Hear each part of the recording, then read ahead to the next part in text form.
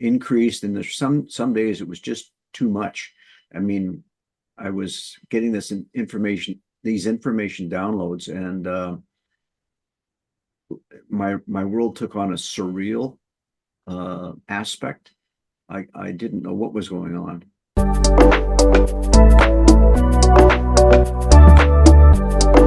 Hello, everyone. I am Claudiu Murgan, the host of the Spiritual Inspired podcast. Welcome back to a new episode.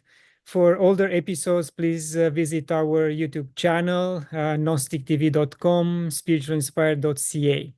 And also you can purchase my books at soulawakeningstore.com.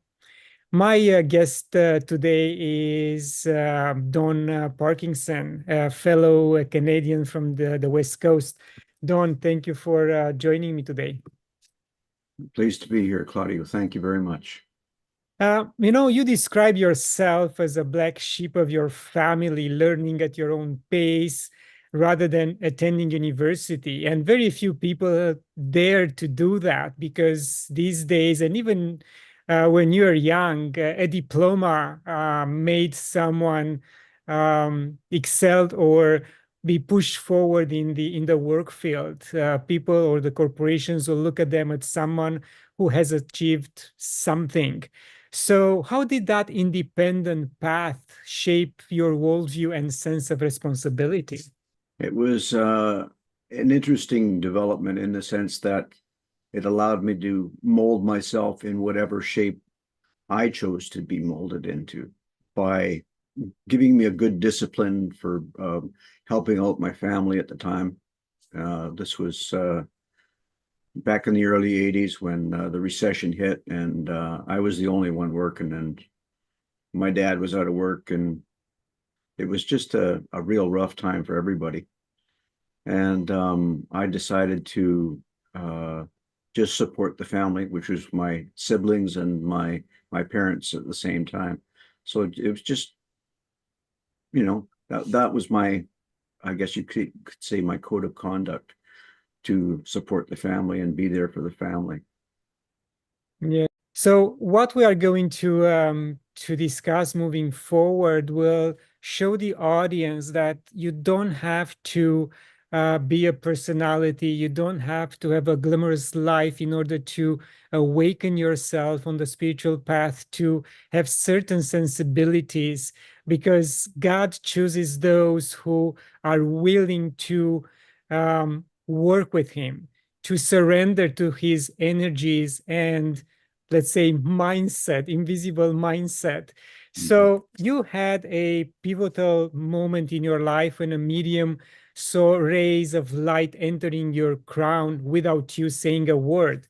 How impact did that encounter have on your understanding of consciousness? Well, that was a very dramatic moment for me. What had happened was I had done a lot of theological reading and that sort of thing, like just trying to get my feet into something that I could sink my teeth into, kind of thing. And I did much reading that when I was much younger, and just to get a lay of the land and to discover how things were going to unfold and for me.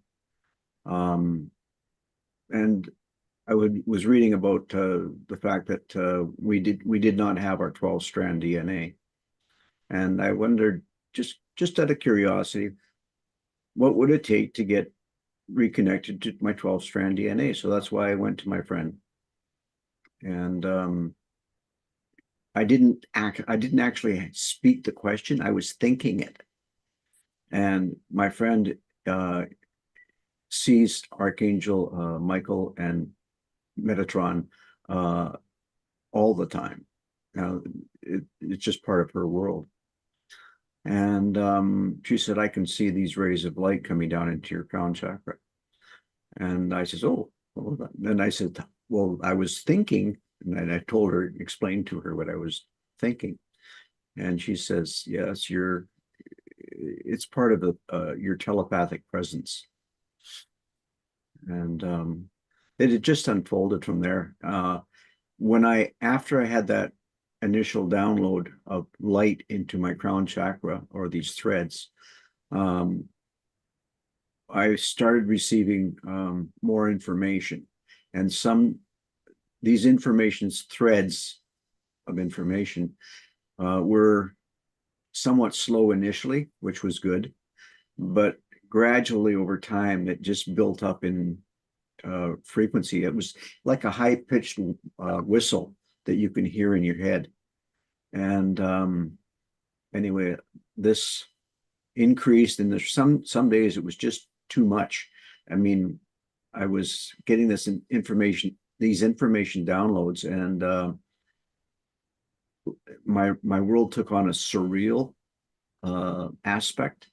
I didn't know what was going on, and I finally said, I just need this information slowed down, because it's leaving me I didn't feel good about it, because I needed to balance myself out with a little gentler rhythm than these giant information downloads. But that lessened over a while. There were some days it was intense, some days it wasn't. It was just nice to not have it all the time. And over the years, how did you decode this torrent of information? What did it mean for you? Well, for me, when I started helping people, like I had for example, a friend of mine at work that I worked with, he had pneumonia. He was an avid hiker. He loved to hike in the bush, and he had developed a really bad case of pneumonia. And I wondered if I could help him in any way, shape, or form. So I just said, well, this happened roughly about 2019. And at that time, I was 2 years into having maybe 3 years having the downloads of information. And so I decided to place my hand on his shoulder and start speaking in light language, which is, it can be the language of any species or of any presence that's in my field in consciousness, in my frequency, in my resonance. And I've always been an easygoing, loving person to help anybody I could.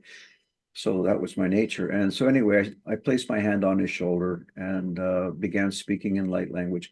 We were both grounded. I always do a visual grounding, meaning I said, just imagine your feet are anchored to a rock under the dirt. And I says, I'm doing the same. And I said that, and then I just started speaking in light language to him. The purpose of that was to, I later learned, was to unlock the codes within his own DNA, to have him to be reset to his original pattern of form. I've used this for many people. I help many people. I'm not getting anything out of this other than it's enriching, I guess, enriching my field of consciousness or in consciousness. And I just give from the heart. That's basically it. Beautiful. And during this process, are you aware of your own DNA being unlocked in multiple strands rather than two? I am not totally aware of it. I just accept it. As I see it, each of us is an antenna between source and the ground. And when you're an antenna, you're channeling pure source. Like I call myself a clear conduit channel. I don't have any agendas. I just speak from the heart. I don't know how better to explain it. Yes, and it just came to me while you were talking that the manifestation of the 12 strands or 16 strands of DNA manifest by us being able to perform healing or any other type of energy related activities. So physically, we are still connected to the two strands that anyone else has, but spiritually and energetically, we have these extra capabilities through the additional activation of DNA. Mm. You also talk about the structure of water, that you saw the structure of everything as a single drop of water. And I wrote extensively about water. I published 3 books, and I'm still looking for that information, for that process that will decode the water molecule that will tell us so much. Can you expand on that, please? Sure. When I do a meditation, I it, I had a difficult time in the beginning just trying to set my ego aside, and because it was wanting to do everything, and I just had to no, this isn't working for me. So I just had to have set my ego aside, go into my meditation, and which is a breathing exercise, and I just got into eventually removing the human aspect of me, meaning that I want to strip myself down to the bare minimum of what I am. And that put me into a state of removing my perception of my form, which is being human. And I just felt myself as a single drop of water. And I had done much deeper meditations. And to do that, I actually increased my resonance to achieve that. And that was very mind blowing. I believe I sent you that information of ground zero of that aspect of my development.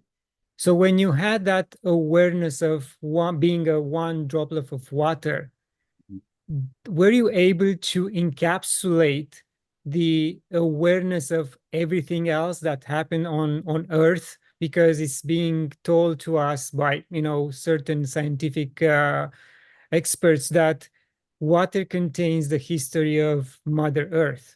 It's much more than Mother Earth. It's beyond that. It's I would say it's cosmic consciousness. And that's how I read it as such. When I went into that deep state of meditation, I found that it's almost like I could see the blueprint of the whole thing.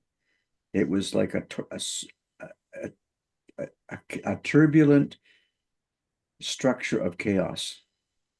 And I saw it as a single image, which looked like a water in a vortex. And it was spinning in ultra fast. And I can't really describe it in any human terms other than if you take a snapshot of a vortex, an active water vortex, with the oxygen and the water mixing, and it just goes in all directions, and it was just incredible just to see that single flash of information. And I gave you the upshot of that when I asked that question to the Council of Nine in a session with Marina Jacobi. She was doing a live presentation on her channel of quantum manifestation in the quantum manifestation series, which she currently has on Rumble. She did have it at one point on YouTube, but her material was getting quite complex, and she was not able to continue it on the YouTube platform. And because you mentioned Marina Jacobi, I also follow her, and this is how you and I met. And you are also contacted by or in contact with Council of Nine. Based on what you heard from Marina, were you given the same information, similar information, and is your understanding of what you receive the same as what she explains to us on her webinars? Yes, yes. And I literally trust them. I really do. I have no reason not to. I find that their information is very sound, and the classes that I've taken basically since Marina started this path 8 years ago, I've been with her every step of the way. And it's a very educational, you don't get this in schools. This is a really dynamic teaching method, and I wholeheartedly recommend it for everybody. And for those listening, just to explain it, she's teaching the quantum manifestation protocols. Again, as you said, not easy to comprehend. You have to maybe watch the same video twice to have that information sink in. Now she's in year 6, I think, season 6 or 7 even. So it will take you a little of time to catch up with that information, but there is a section on her website where you can go and watch the most important videos that will give you the nuggets of knowledge that will put you ahead of the curve. It increases your resonance to a fine, it's a method of setting your own reality for yourself in this holographic world that we live in. And now I want to combine the interaction with the Council of Nine with you being in contact with Mother Earth, and you have that communication ongoing pretty much all the time. We know that Earth goes through cycles, 6,000 years, 12,000 years. It was proven scientifically. And now we are on the verge or cusp of another one. Could be a CME, could also be a pole shift in anywhere between 10 to 15 years based on the latest calculations. What messages do you receive from both Mother Earth and Council of Nine related to these potential events that will change the face of Mother Earth and humanity as we know it? I see it as restoring the blueprint of Earth as it was initially laid out without any alterations to it. In terms of survival and in terms of how life will move forward after this event, what are our chances? Are we going to be recreated, or we gonna be left behind like pockets of us in order to continue humanity coming back to another level of consciousness? I would say that we are all going to be, each of us is going to, each of us is at their own particular resonance based on whatever their learning was. And we will then, if we want to experience fear, we'll experience fear. Everything's in play, everything's in chaos right at this moment. And just remain calm and stay in your heart. I trust in God, and I trust in that everything is going to work out in one shape or form. There's nothing that we can change other than our resonance and to be in our heart space, and to work with the creator rather than against the creator. And I just accept it as is. I'm not concerned in the least of how I'm going to end up, because we're eternal beings. We're going to be, here in 1 billion years from now, if that's what we choose.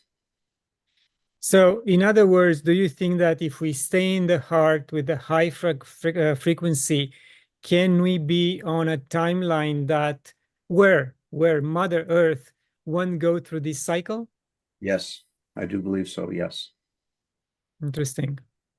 Don, you also talk a lot about working with portals, opening, closing them. Yep. How exactly do you work with these type of energies? What's the criteria for opening them, closing them? Is there any danger of any entities, unwanted entities to come through? I was concerned about that back in 2019. What had happened there was I was given the information in 2017 on the 27th of February in 2017 that there was two nuclear incidents occurred in Antarctica, one at 8 o'clock in the morning and the other at 4 p.m. in the afternoon. The first one was a base was hit with with a hypersonic nuclear missile. The base was shielded and there was minimal damage, and that was 8 o'clock in the morning. At 4 o'clock in the afternoon of that date, um, there was another nuclear detonation off the coast of Antarctica, and I presume that was the submarine or whatever that launched the missile. Anyway, the cleanup on that was orchestrated by, well, I was at the time a member of Hucolo TV, Hucolo TV, on YouTube. And Jim Charles was the channeler there, I believe. At the time, I asked the question of how extensive was this damage. And in my mind's eye, I saw the radiation plume stretching 2/3 of the way up the planet. And I was just livid. Um, I didn't know why it was happening. I mean, it seemed too rich, too concentrated for such a localized event, really. And anyway, so we were asked if we would help with the cleanup, our group, because we were doing a lot of channeling at that time. And well, that still continues, by the way, that's still ongoing. But anyway, we were asked if we would do cleanups. And I requested that because of my work, I had done some work earlier that month with restoration of a planetary consciousness in a different star system. Anyway, that job, by the way, took 5 days. Anyway, following this incident, by 2019, I had worked on it for 2 years, and I had placed Metatron in charge of replicating what I call planet scrubbers, which are geometric shapes based on mathematics for scrubbing radiation from planets and make them self-replicating, meaning that the Earth would rotate through these scrubbers. But by 2019, it didn't seem to be working. I was advised by Mother Nature that the oceans were dying.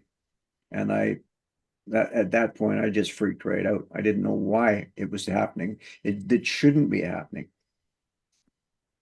But so I just, I lost it, I'm afraid. That's when I opened the portals between the worlds and flushed the oceans with the oceans of the Milky Way galaxy. And I did that because I had no idea where all this radiation was coming from. I didn't learn that until 2024. And that other timelines of Earth were dumping their radiation into our timeline of Earth. And I just said, enough's enough. And I closed all the portals. I did that just by intention. I didn't want to, I was really concerned for the life here. Seriously. I needed to keep the oceans clear. I didn't want the oceans to fall. Never at all do I want the oceans to fall. That's the lifeblood of a planet. the only reason I'm telling you this is because I keep a record on Facebook, on my Facebook channel. I says, I don't give a toot if anybody believes this or not. This is the stuff that's been happening to me all my life, or maybe since 2017. And nobody's going to believe this. Those that are fine, those that aren't fine. I don't really care. I just want to get it done, get it out of my system, literally, and that's putting it on Facebook. Um, I don't know what else to say, Claudio. And you mentioned Antarctica. What's in Antarctica that the power to be don't want us to know? Well, there's a lot of tech down there, a lot of tech. Um, some circles they say it's old, it's Atlantis, underneath ice or behind walls of ice. And then there's the others. There's everybody's got an answer to everything, and I just said I don't give it to really, because everybody has their own belief structure. I'm just waiting for the good, to help people out. I don't. And is it important for humanity to find out what's there, or do you think it's more important for all of us to focus on ourselves, get into that heart frequency we talked about earlier, and just go with the flow and evolve? Stay in your heart and help as many people as you can. As I see it, the future of humanity is not going to be super mega cities. It's going to be small encampments of people, spread out over the whole planet. And villages will be more common than super cities. And I just want to see this planet evolve in a totally harmonious development. I do not like to see chaos, but chaos is always happens when a civilization collapses. And that's what's happening now. This civilization is collapsing with corruption and everything else. And it's just a natural cycle as I see it. Yes, and I think we have to treat it like that if we want to stay sane and stay in our heart. Otherwise, we'll go berserk and we won't understand anything that's happening around us. We have to focus on building that community you just mentioned and say no to those who are trying to corral us into the 15-minute city. Yeah, well, 15-minute cities is not working. It's going to be actually the deep underground military bunkers planet-wide are now being cleared. This has been going on since basically 2017. And at the time, I had opened the portals between universes and brought in my ships, meaning I have 130 ships. The crews disembarked at Antarctica. I have all this information was on my Facebook page. I've had interactions with Chase Rothschild, Rainey Brown. These are all names that may or may not mean anything to anybody. Tried to calm down earthquakes and calm down hurricanes that were in play. Hurricanes Harvey and Irma in particular. That's where I engaged Chase. And it was necessary to intervene because they were aiming for a category 12 destruction where they could swoop in and buy up land and whatever dirt cheap. And they were aiming for total chaos. And I said, no. I slowed them down at category 9. And I erected walls of sheet rain all the way up to Kansas, just trying to buffer what was happening. And this is my story. These are my stories. This is what I've done. It's just me. Interesting. So, in other words, you think that those at the top really don't care about the planet, they don't care about us, and it's all a power grab. But do they think they are protected in such way that They, this won't they, affect them? I believe that they feel that they are, let's put it this way, they are negative entities and they believe in a negative development. They believe that they are superior to God, which I do not feel is true. I believe in total God consciousness, and I believe in, I don't see any one side ever gaining the foothold over another. And at this time, I didn't want to see, I purely from my heart, I would like to see everybody expand in consciousness. You call yourself a watcher. Can you explain to us what a watcher is? Yeah, a watcher is a cosmic being. What I have done on this was roughly May of 2017. I was bored, and I figured, well, there's the rocks of the milk, the Oort cloud. I figured, well, why not just clean up those rocks? And so I placed a ring of light into the cloud of dust, and I used my intention to activate that ring and get it moving. My remote viewer, whom I had worked with on Sagaya, she stepped out on her lawn that morning and looked up, and she says, "Oh God." And she came in and she got a hold of me real fast and said, shut it down now." And I said, "Oh crap." I said, "Okay." So I changed the density of space to make it a structure like Jello to slow the rocks down, because they were moving at a pretty good clip. And I figured, well, that might not be such a great idea. So I contained it within a wall of light, um, like a donut, you know. And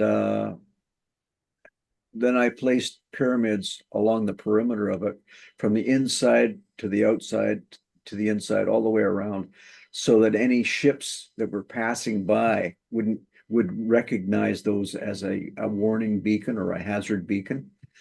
And I just call that Parky's ring, and that I placed my, I've got a friend of mine at work had done a caricature of me, of wearing my headphones from work, and a shirt similar to this one.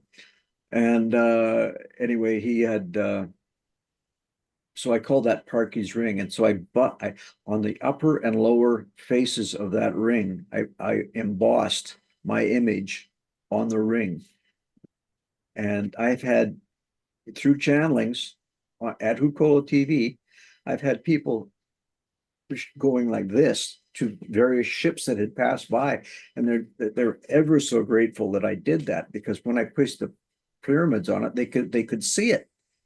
Whereas if it was just a wall of light, they couldn't see anything, and ships could crash into that easy. And I said, "Oh, that's good. That's a good idea." So that's what I did. This is a story, right? Yeah, interesting. And do entities on other planets and universes have the same concept of God like we have here on Earth? Some do, some don't, but most are respectful. And I absolutely respect the creator. Yes. Interesting. And are you going to build or attach yourself to any community like the one we talk about? Because on the west coast of Canada, like British Columbia, the environment is beautiful, and I'm sure there are a lot of such small communities. Yes, there are many communities here, but I have to my new wife, um we were married last week, and I moved from Abbotsford into Vancouver because she's got her business is in movies and TV, and in designing of not designing, but in sewing of costumes. She has her workroom here, which is adjacent to this room, and she's got all her boxes of fabric and everything. So it was more practical for me to move here. I literally gave away all my furniture. I just couldn't be bothered because I got I'm not going to put it in storage. I just get rid of it. I donated it to MCC thrift store in Abbotsford, nice big warehouse place. And I just, everything is holographic anyway. So what holds its value? Indeed. And how do you see your work evolving from here? What do you think your focus will be on, knowing how the world is moving these days? As I say, everybody's going to put their own belief structure or spin on anything that they do. I would like to see it developing in a positive sense. The coming ice age is only supposed to last 100 years, and I'm not worried about it. We'll take it as it comes, one day at a time, like always. Okay, Don, you are at the end of this lovely discussion. Any final words? No, I just enjoy your work and I enjoy your interviews. Thank you so much, Claudio. Thank you. All the best for what you are doing for humanity. My pleasure. Thank you very much. Blessings. And to my viewers, thank you for watching. Share it, leave a comment, visit the links I mentioned at the beginning of the interview. And until next time, love and gratitude.